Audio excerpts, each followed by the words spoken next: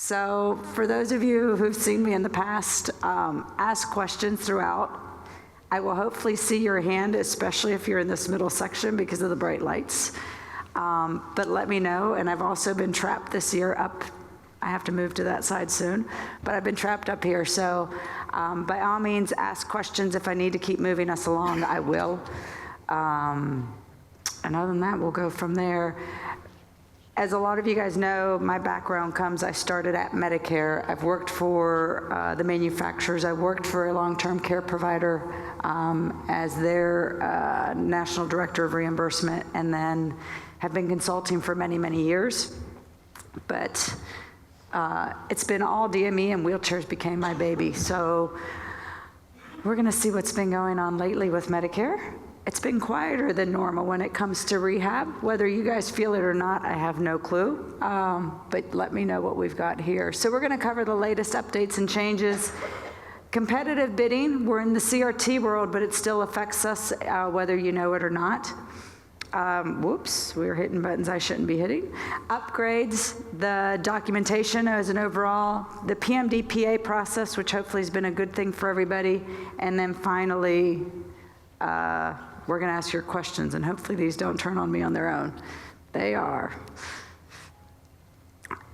So what have they done to us now as Medicare? A couple things with competitive bidding, and I wish I could stop these from moving, and I may not.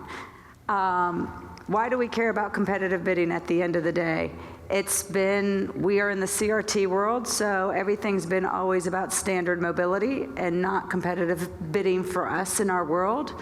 But two things. One, the allowables affect us. So as they create allowables for different codes, it could end up affecting us because in their world, no matter what we've got, an armrest is an armrest is an armrest, a wheel is a wheel is a wheel, everything's there. So we need to look and see what they're doing. Two things is also, this is gonna drive me crazy, sorry. Two things also is that even though the program is quote unquote on hold, some of the CRT providers will actually also, you're gonna come save my day? Thank you. The program's on hold, and that's what everybody keeps hearing. It's kind of on hold. What's on hold is the contracts themselves are on hold. So somebody who was a competitive bid supplier in the past, they can still provide equipment, but so can anybody else who is not a competitive bid supplier. So there's a lot of the CRT providers or other DME providers who actually weren't providing standard mobility, whether it was manual or power, but now they actually can, and they don't have to be a contracted provider. What they can do is provide it. They just have to accept Medicare's competitive bid rate, which is a bit less, by all means, than what they were used to in the past. If you go to transitions, that's where it's at.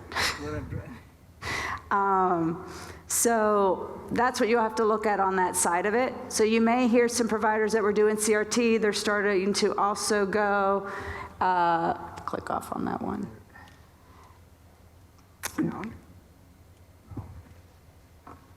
And we might be lost. Oh. That way. There it is. There we go. And now we can go into this mode. Sorry, guys. Thank you. So competitive bid on that side's opened up to everybody. So again, they can supply the products, don't have to be a contractor provider, but you do have to accept Medicare's competitive bid rate. So the whole thing's technically are not on hold because of course they're gonna still pay us those lower rates. On the other thing with competitive bidding is they're gonna they're redoing the program, so to speak. So part of that program is they've now decided they're gonna take and separate all the categories. They're gonna pick what's called a lead item. They're gonna base pricing on that lead item. To give you an example, if we have a product category of manual wheelchairs, the lead item is not a K5. The lead item will be a K1 because that's, or not a K5, it won't be a K4. It'll be a K1 because that's the most billed for code. So that could end up hurting us as an industry on that side, more so for options and accessories.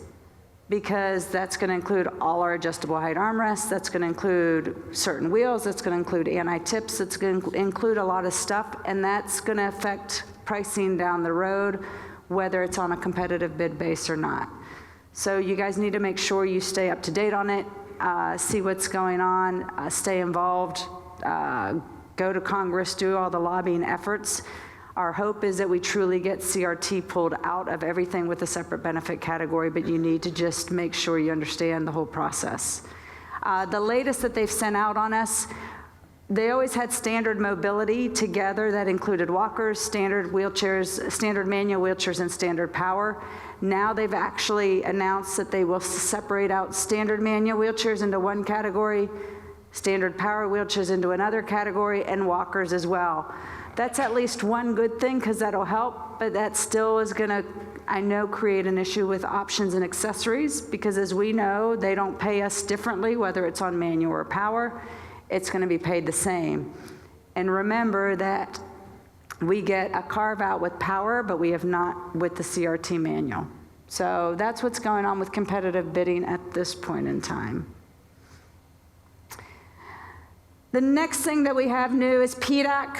PDAC's responsible for our coding. It's the pricing data analysis contractor and coding contractor. They, Noridian lost their contract that they've had for many years. Palmetto GBA got it back. Whoever's been doing this as long as I have, you remember Palmetto used to have it. We had a great medical director at Palmetto. His name was Dr. Edwards. He, after he left, actually went and worked for CGS. He is now back with the new contract for PDAC. He's been very open, and what I mean open with the industry is he was always wanting to learn. He and his team were always trying to learn about our products, which is a huge thing when it comes to coding. CMS still controls any new codes that have to be created or that are requested, but at least the PDAC will help as to where different codes go, or different products go within the created codes already. So that went into effect. They did the official transition on January 15th of this year.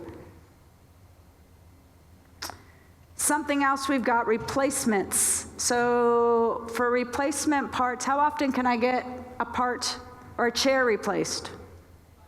5 years. How about parts? Whoever was all the way in the back, I didn't hear you. Is it 5 years for parts? No. So I can get parts replaced technically whenever they need to be replaced. It should be at least 6 months or a year. The big one, it has to be within their warranty period. So don't tell me we're going to do this again. So we may be doing this again. We may ignore the slides. The replacement parts for replacements for parts, that could happen after a year and a half. It just has to be documented. With cushions, how often can I get a cushion replaced? Every 5 years? 1 to 2, no for 5 years, sometimes 5 years. So here's the issue we've got. For many of us doing this, we've gotten cushions replaced after 2, 3 years, depending. Documentation was key, is what I'd say to anybody. For coding for a general use cushion, they have to last at least 1 year, 12 months. For your specialty, the warranties had to be at least 18 months. That's what they had, those were requirements to get their codes. Many of your better manufacturers on your specialty cushions have warranties that are 2 to 3 years. So number one, we always have to be out of our warranty period. Number two, Medicare has, during appeals, paid for them after the 2-year period, after the 3-year period, again, out of warranty and with documentation. I know there has been an increase with the denials of anything less than 5 years. There are some conversations happening, because if you look at some of the articles that Medicare has published for many years, they will say anything that's an option on the chair doesn't have to last the 5 years. As we've asked them questions, they've said, well, but seat cushions fall under the DME policy, or DME requirement of 5 years, they have their own policy. Well, so does wheelchairs, options, and accessories. So that's something we're still trying to argue through. You should still appeal them. It doesn't make sense for anybody to be able to sit on the same cushion for 5 years straight. Maybe somebody can, but the bigger percentage of that, they're not going to be able to. So that's something you guys need to make sure. We can't just sit back and accept. I was doing a presentation yesterday with somebody, and something they said that was very true was, hey, look, we always seem to just accept what they give us.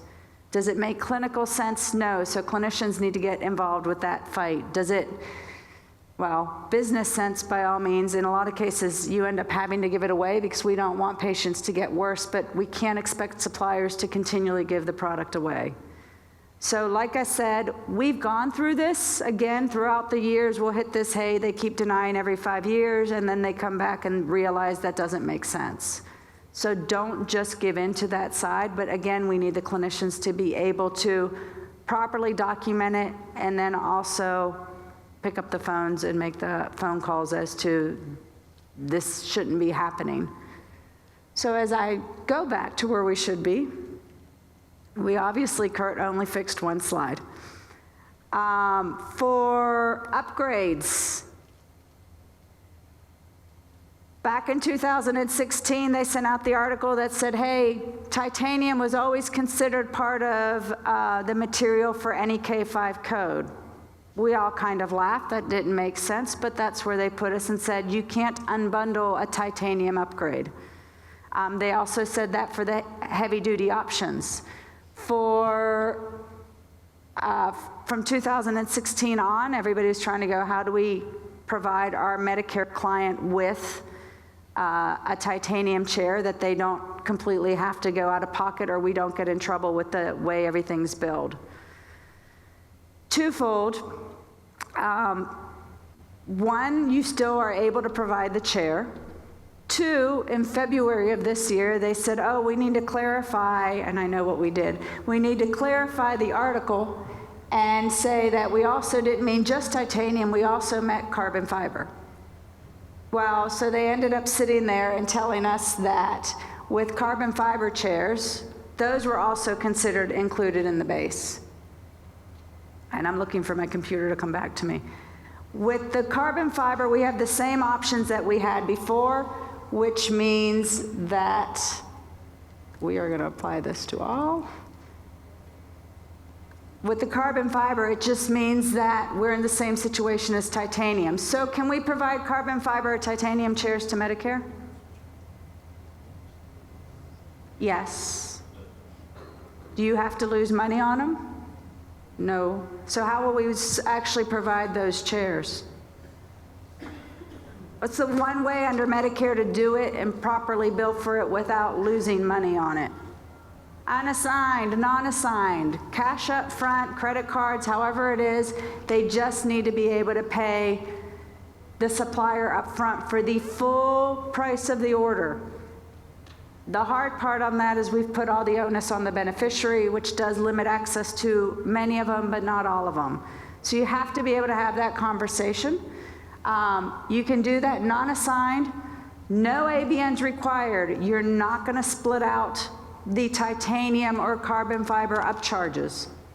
These in Medicare eyes aren't going to be considered upgrades. You can just call them upcharges, which is all it is. On one claim line for the K5, you're going to bill the total dollar amount for that claim. Or for that, not for the claim, but for the wheelchair base plus the upcharge. On one line, no KO108s. No ABN is needed because you expect the K5 to get paid. I always recommend go on and do ADMC for those chairs. That way your end user will know up front, is it going to be approved for medical necessity? And line by line, what all options will also be approved. There's always a chance for denial.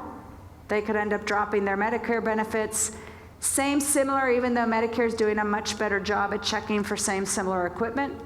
But you've got to just sit there and go, all right, if we can at least give them an advance warning, so to speak, then they're going to feel more comfortable to be able to put that chair on their credit card, care credit, whatever it happens to be. And then once that claim, or once that chair gets delivered, the claim gets filed, those claims process within 14 days. I might not tell your end users 14 days because you normally don't file the claim the day you deliver the chair. So as suppliers, give yourselves a little leeway, but normally within 30 days, that payment for Medicare is going to be at the client, in their client's hands. So by the end of it all, they're still going to pay the difference like they did before. They just have to come out of pocket up front for the full amount. So hopefully that makes sense. Any questions on the upgrade thing, if I can see you guys? Nope. Yep.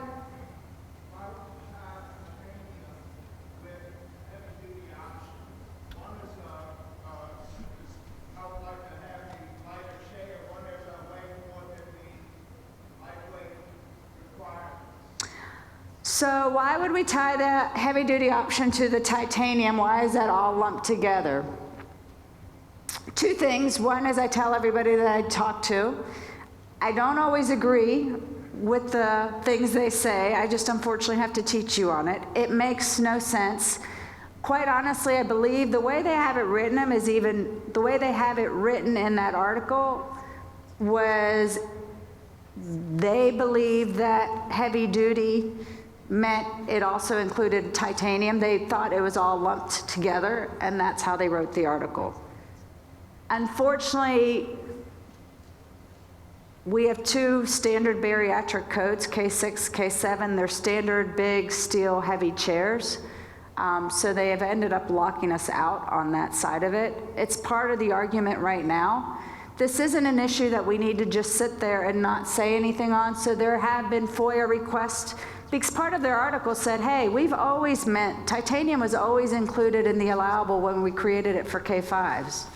We've all said, number one, for the little chairs that were actually made at that point in time in the early 90s, there wasn't enough to have an effect on the allowables that were created.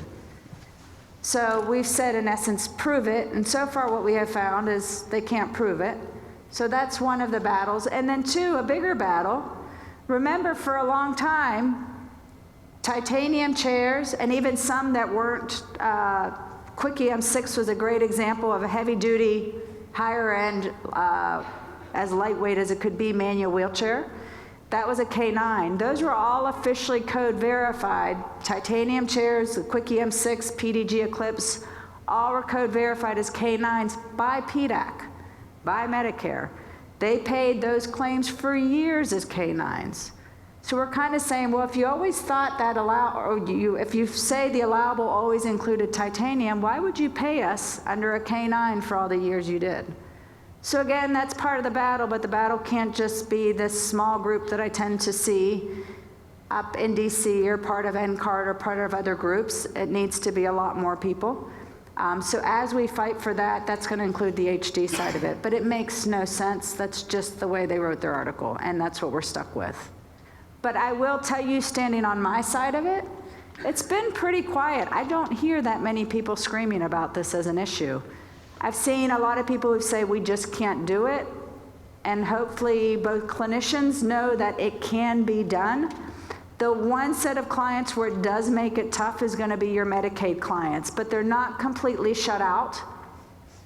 Twofold. One, several states will still allow it for you to actually be able to collect cash from a client. New York State's one of those that I know for sure. I think somebody earlier told me today Tennessee may be another one. But you'll have to verify with that state Medicaid agency, so if they're duly eligible. The other one is you might just have to check and see, are they qualified under Medicaid because of their income or because of their disability? If it's because of their disability and not income, then again, you are going to have an opening to possibly be able to ask them for that difference, so to speak, and file the claim non-assigned. So that's what you can do there, but again, those chairs can be provided. In our world, we've just all been so used to claims are assigned. We filed every claim to sign. We never collected big lumps of money from end users, but we have to at least give them the knowledge and the opportunity to say, look, this is available to you. Can you, can't you? Unfortunately, this is what your insurance does. And then with privates, it'll depend. Does the supplier have a contract with a private insurance or a managed care organization that says, we only will do assigned claims for you? Then our hands are tied. But again, that's the digging and the knowledge that everybody has to know. The other ones people will ask about is going to be parts and pieces. So like wheels, tires, hand rims is a big one I see. Medicare's eyes, a wheel's a wheel, hand rim's a hand rim, it's a hand rim, it doesn't matter, they all are the same whether they're higher end or not. With those products, it'll depend. To me, an easy one is a wheel, a tire, and a hand rim. One sort of big set product. You can provide them with the standard no charge wheels and tires and hand rims on their chair, but they have the ability to purchase a full set on their own. They'll pay cash for it. A second set or a backup set's non-covered, and it can be taken care of on their side. They'll end up with 2 sets of wheels. Obviously, some options aren't that easy, but that one to me tends to be the most common that people are asking for anyways. Things like paint, there's not as many upcharges these days with paint, so I honestly don't worry about them too often. And you don't have everybody wanting upcharged paint jobs. So don't worry about those as much. But again, wheels, tires, hand rims is a very much a common set that people will do, and they can pay out of pocket, but it will be actually done as its own order, and obviously they have to agree to do that. You need to give them their standard no charge wheels that came with the original chair because that was part of the claim you billed for. Questions there? Prior authorization that we now have for most power wheelchairs, and most is the key on that. The program has been going well. Just keep in mind that it's not for every power wheelchair. So the prior auth for Medicare, the ones it rules out are the first one's easy, a group 3 single power option with a captain's seat. I don't ever see those being billed because nobody ever provides them. But if you happen to, they can't go under the prior auth program. The next 2 sets are the more difficult ones. Any group 3 single power or multi-power option power wheelchair base, heavy duty, whether it's heavy duty, very heavy duty, or extra heavy duty, none of those can go under the prior auth program. Why? It just wasn't on their list. So unfortunately for those, it's luck of the draw. You have to make sure you have all great documentation and you have to submit it, but they will not prior auth those chair bases. Other than that, from my standpoint, prior auth has actually been going very well. The only flag I try to raise up to people is I have seen lately more and more misses, so to speak, on their part. The agreement is for power wheelchair PA, they will approve the base only or deny the base only, but they don't give you a line by line on every item. Unfortunately, that's the rule they made. So with, they agreed that if the base requires a certain item to be that base, so a K0861 Group 3 multi-power option requires multiple power options on it, so in this case a tilt and recline, they actually have to make sure that the client also qualifies for the tilt and recline. So it's assumed that those items are also approved. Where I'm seeing them miss sometimes is on cushions. The person doesn't have a qualifying diagnosis for the cushion, so technically they don't qualify for certain bases. If the base has an equivalent captain seat coded item, a Group 3 standard no power option or even a single power option is a great example. If they don't have a qualifying cushion or qualifying diagnosis code for the cushion, then they only qualify for a captain seat. But I've seen Medicare approve the rehab seat on it, and that's an error on their part, so we've been sort of waving the flag going, hey, make sure your staff's actually double checking the cushions too, because it can change the base. But that'll be on you guys to make sure, because what I'm seeing is those claims come back denied after the fact.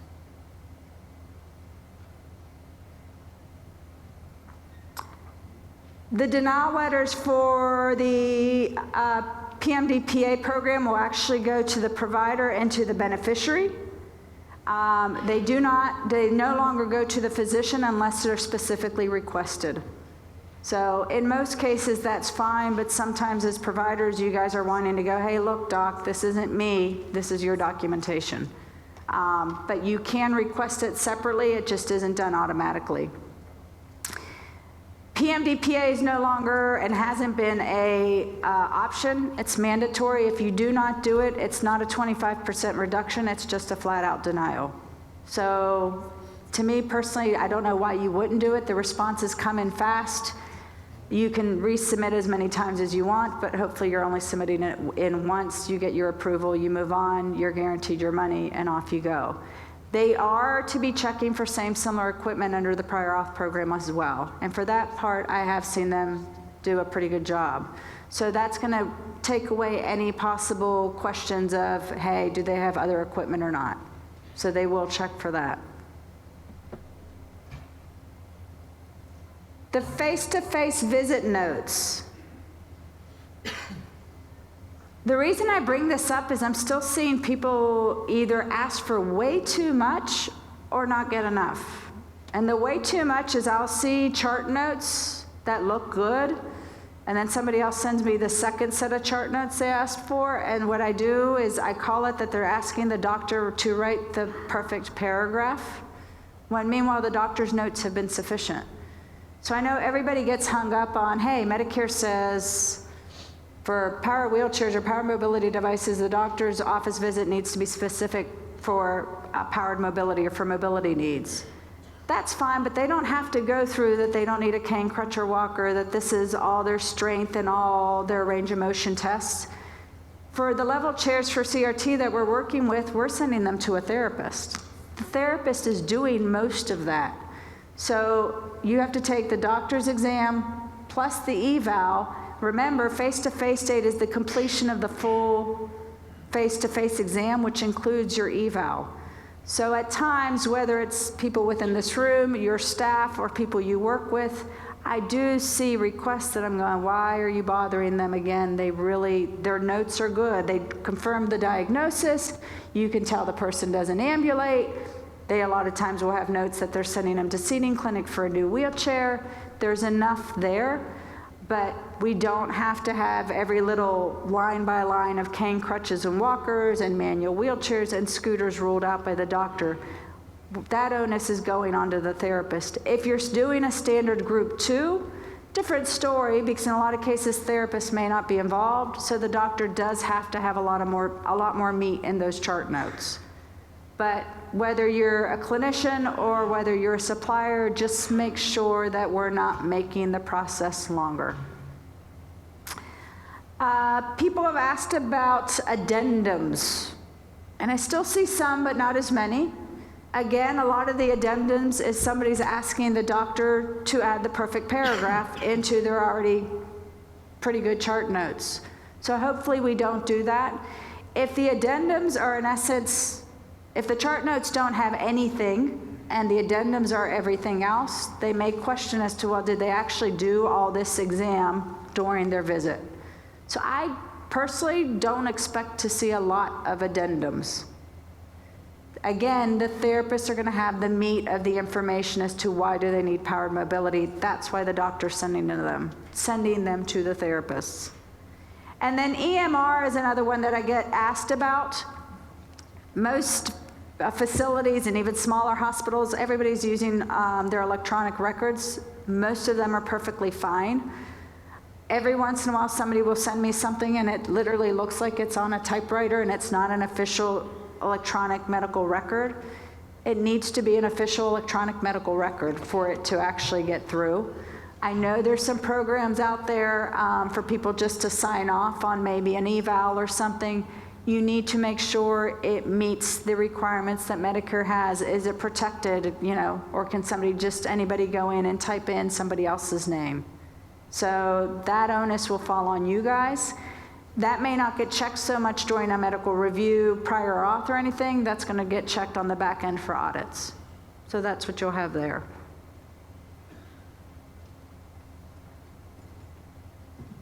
Evals.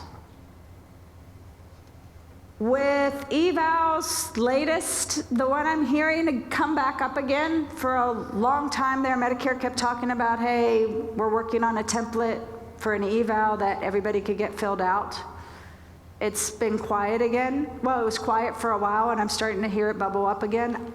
I personally hope that you guys don't end up getting that. The reason why, as I talk to therapists in different facilities, they say, hey, we have to fill out our own required eval.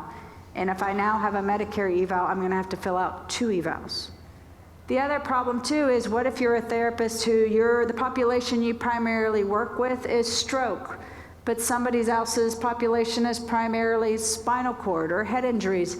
Your evals are gonna look different as to what type of things you have in there. So trying to get everything to fit into one and force everybody to use it is not something I'm a big proponent of. So like I said, we see it bubble up a little bit and then it goes down, but that's one thing there. You can have your own template, your own eval form. Just watch that it's not all check boxes. Just make sure it's individualized to the client. That's what they want to see. Always have things such as strength and range of motion in there. They want to see those numbers as well. So other than that, whether it's 4 pages or 15, as long as it justifies what they need for that client, that's what they're going to want to have. Do you have to have an LMN for Medicare?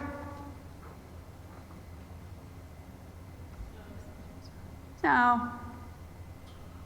Medicare doesn't require it. Some Medicaids will. So if a therapist has their own eval, and it's a thorough eval, don't ask them to write an LMN, please.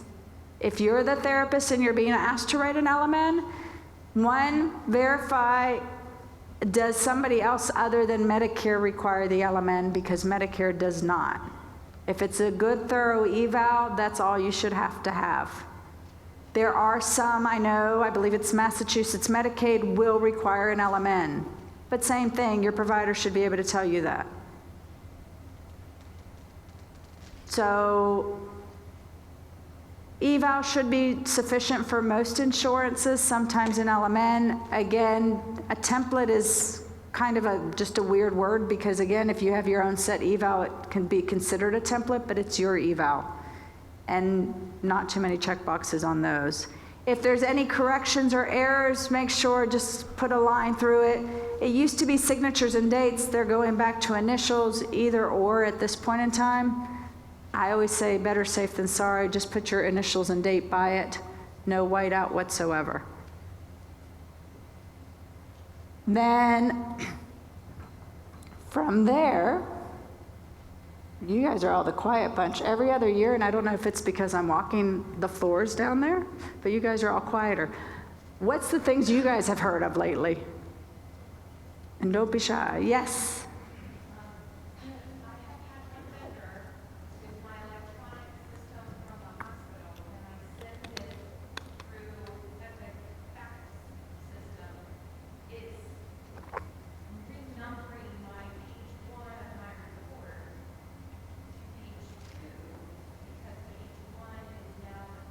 Cover sheet. And the fact sheet is not labeled 0, and my Epic creators are going to be hospitalized, that they cannot change that.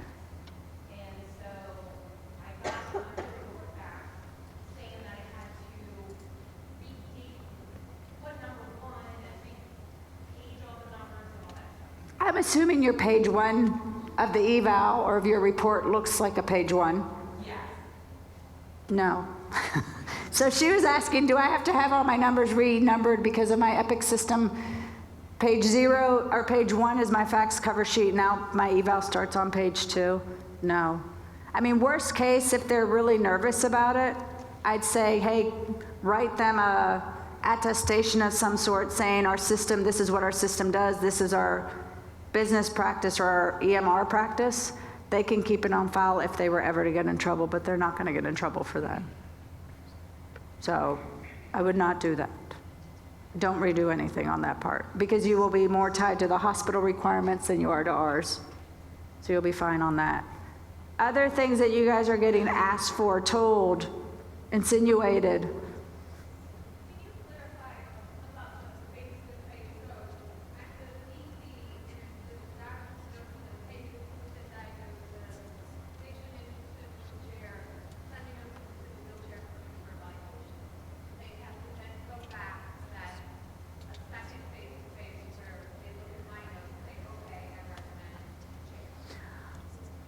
Okay, so no, so if a doctor sees the patient, they have to at least do some sort of physical exam.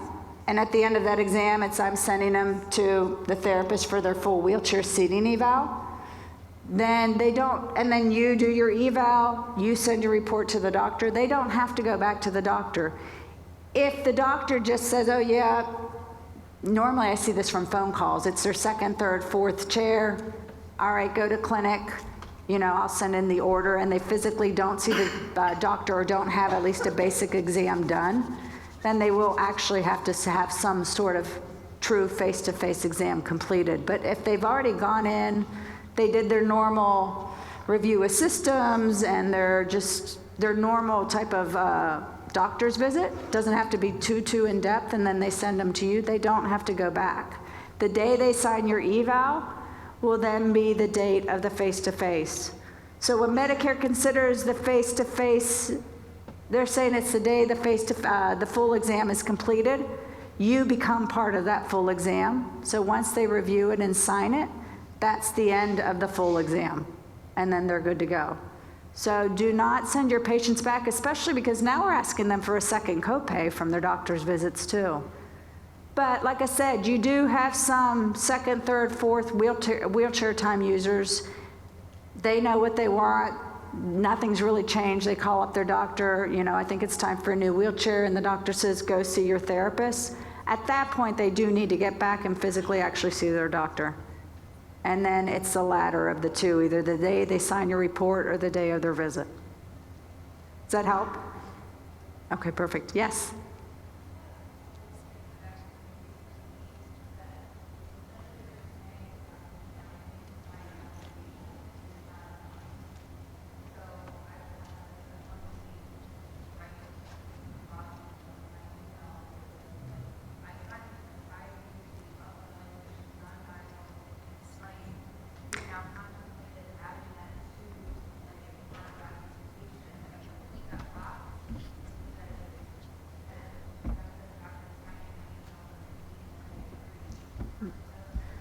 So I'm repeating this since this is getting recorded. So she's getting her evals kicked back because the doctor's just signing off and her provider's saying, hey, no, they need to write more. I'd love to say that you're right. Unfortunately, they are. And it's the word I keep using yesterday, presenting, and today. It is kind of stupid because you'd think they're signing off, but Medicare wants to say that they've reviewed and concurred with the above evaluation. I always tell my therapist, on your evals at the very end after you sign, put in a statement that says, by reviewing the above, I agree and concur with the evaluation, or whatever, however you want to word it, and then put a signature line and a date line for them so they don't actually have to write it out. And then they truly just sign and date. But go on and add that to your eval. The other thing I actually tell therapists to add to your eval, above your own signature, is that I have no financial tie to the named provider, and either they're on the first page or you put their name right there. That gets rid of a financial attestation requirement. That's not actually required by the therapist. The providers can do it. I have some providers that send that form to the therapist to sign. You officially don't have to sign it, but we kind of take care of a couple things all in one fell swoop. So add those two statements if you don't have the one. But definitely the doctors, because Medicare has been very picky in regards to saying they have to say, I've reviewed and concurred with the above evaluation. So add that there and they won't kick back to you anymore. Other questions? Yes?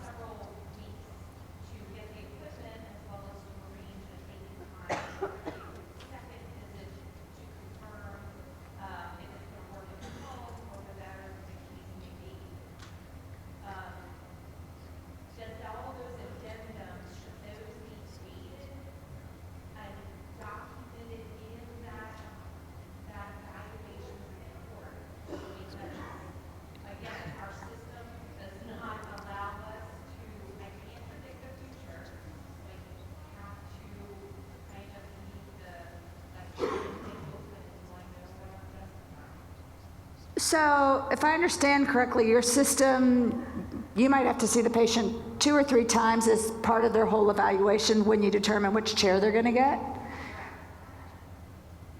At the end of the day, the doctor has to sign it at the very end of your evaluation because that's technically the end of your face-to-face with that client of the whole wheelchair and positioning evaluation. Correct. My question is, should, as a therapist, I'm already doing separate daily notes or the treatment notes verifying those extra visits, but there was some Medicare paper that said all addendums must be dated, timed, and, you know, like, have you clearly stated in your evaluation? When they're talking addendums, they're saying you did your visit and oops, I forgot to add in XYZ based on that visit. Yours are actually just new visits. So it's not really an addendum. When they're talking addendums, because they've seen so many of them, like I said, people are asking for addendums and they're just saying add more information to my original visit. You're actually just having another visit. So yours isn't really seen as an addendum at that point in time. It's a new visit that's part of your whole seating evaluation. For them, addendums truly have been that I forgot to put in that the person has a pelvic obliquity or whatever it happens to be, and you write that in afterwards, then you have to sign and date and do all that. It's almost like missing information that you're putting back in. Does that make sense? Hold on a quick second, let me get it right next to you. So we use a similar system, and sometimes we have to think about it, we have to wait when we use the classic style visits. So how do you decide how to that or something else as like A lot. do an element, but when people are doing evaluation, all of them are as documentation cover in that they have a rated encounter, and the documentation cover, and if your task, we have gone around about this, we've added the date, the doctor signs that as completion of the face-to-face, so correct me if I'm wrong, it's not a lot of work, it's not to be good, that's what. And that's fine too, because you're almost summarizing everything together. So in her situation, you're taking the Epic system. And I know with one of the big facility in Northern California, we worked on tweaking certain areas within their Epic system because there's a lot of Epic users these days. So I don't know, in your situations, it may be something that you can do. But we were able to tweak, add in their evals, do different things with dates and stuff that it ended up working in their situation. But yeah, you can, I mean, you're doing a final summary that ends up working on that side, and that's fine. Because you're summarizing your whole wheelchair eval at the end. So you can look at doing that. Yes. Yes.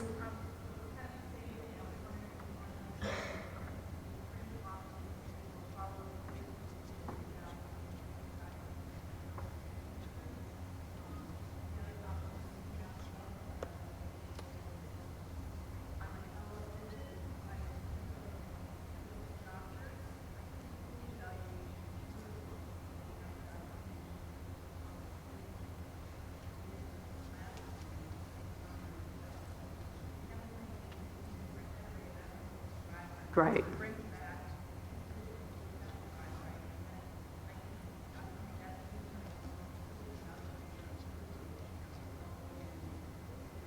And that works perfectly. And I don't know in the back if you guys heard that they may have not, but I'll tell them at the end. But yeah, that would work perfectly. So I have heard good things with Epic System and others that aren't so good, but I think quite honestly, it's been how everybody's been able to learn how to work through it. So all those work, and they're able to see everything that's happening, and they're perfectly fine. Just have the doctor sign once. Don't have them sign on every date. Just once. That's it. Others, yes. I'm going to start becoming a master in Epics.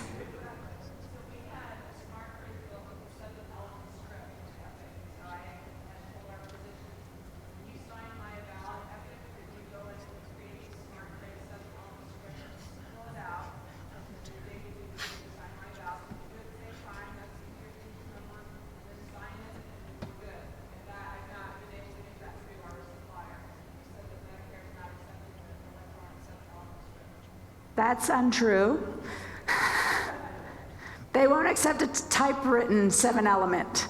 No, and actually the facility that I worked with in Northern California, we put their 7-element order in their Epic system, and it's a beautiful system because they're done signing everything at one time. Because we said, all right, sign the eval, here's your 7-element order, and everything's done. And we actually, that's even done at a very large facility in Denver, Colorado. That's why I was sitting there going, I think I can't see because of this light. But yeah, so that's done in Denver. So yeah, it's done. Where I run into, your supplier's not doing that, we'll talk afterwards. It's allowed. The ones we run into headaches, I don't know that typewriters actually still exist, but they do. In some smaller towns, not to pick on smaller towns, but I literally have seen people type out their 7-element order, which I think would actually take longer than writing it out. Typewriters, they don't like. Electronic true EMR system like Epic is perfectly acceptable. And I've even had conversations with the medical directors, both from, well, now the Noridian one's gone, but CGS side of it, and that's acceptable. Sometimes what we've had to do is say, hey, look, this facility does it this way, they know, and they're off they go. So we will talk. You're welcome. Other questions, even if they're Epic questions? Yes?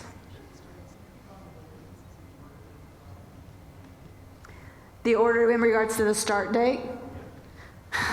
I think they're finally changing their tune.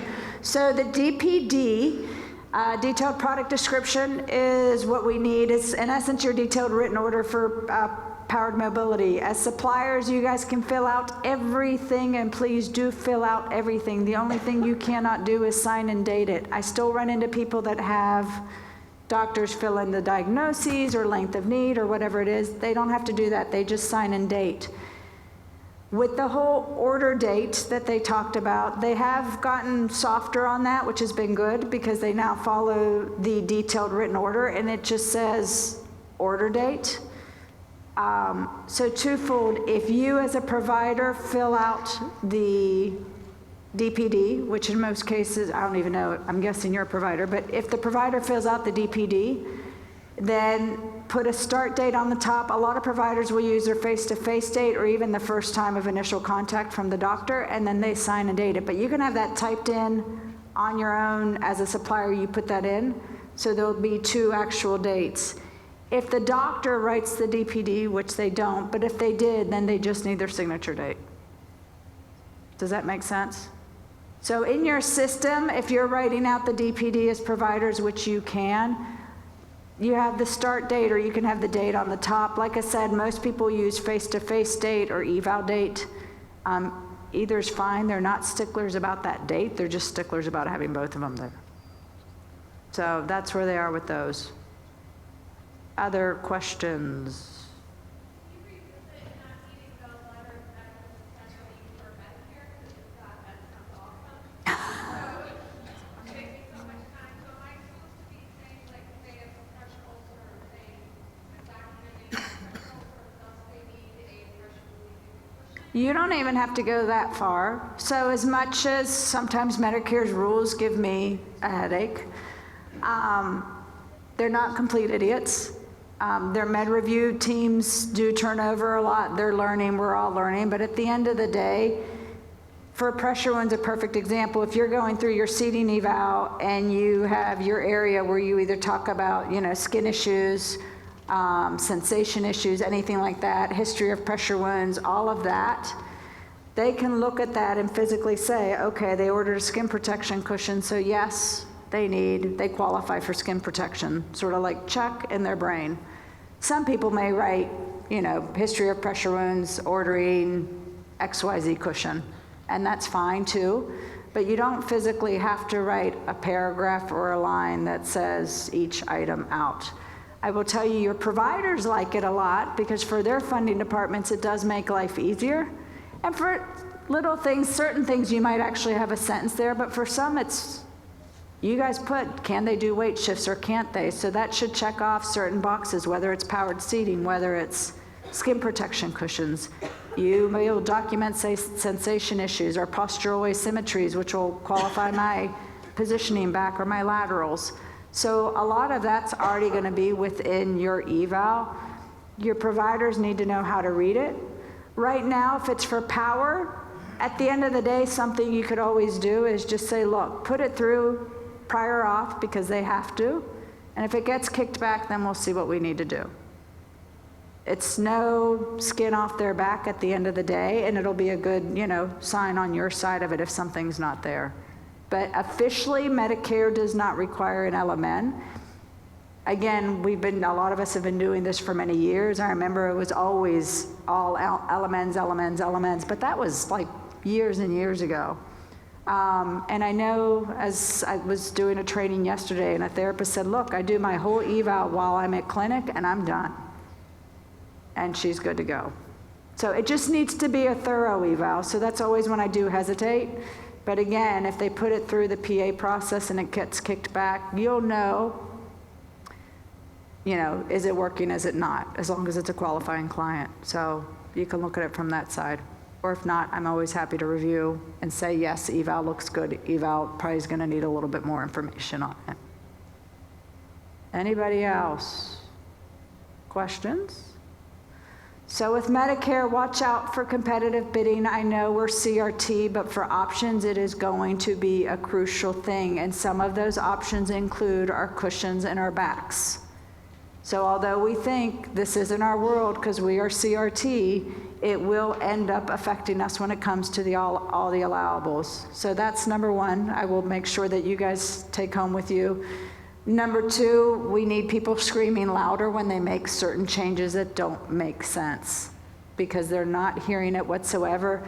Clinicians, your voice is bigger than the provider's voice because you're seen as the clinician. That's the therapist, that's the doctors, that's anybody as a clinician. It's going to be louder than the providers, but the providers need to scream on that too.